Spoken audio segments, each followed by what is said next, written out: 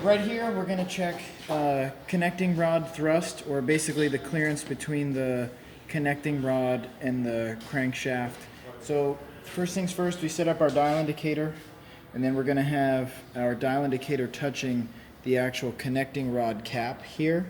And then our next step, I'll show you the motion first. We're just going to do this little movement here. If you come in nice and deep, you can see there's just a tiny bit of movement.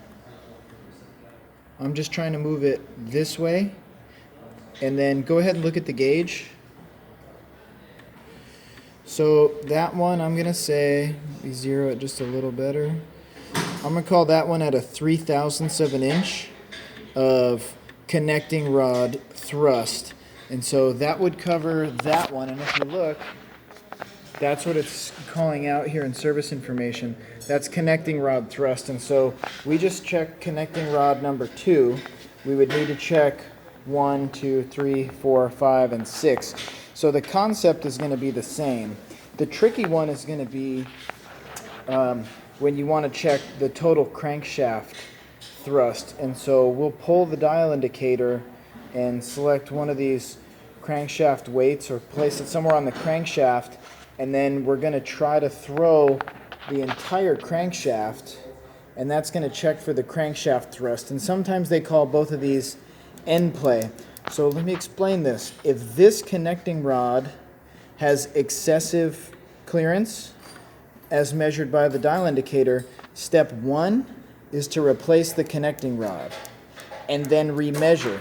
If it's still excessive, your next step would be to replace the crankshaft. So first connecting rod, then crankshaft, but hopefully you don't have to do anything. Now, did you guys see what the spec was?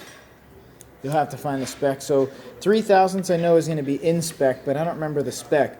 Now, if it's the entire crankshaft that you're measuring, so if we were to have, let's say moved this to measure directly at the actual crankshaft here, and we were to throw the crankshaft and it were to be excessive, that would be more of an indication of our thrust bearings, which we can just barely get a peek at.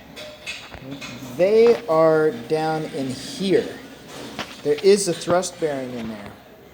They look kind of almost like a little bit of a washer type of thing.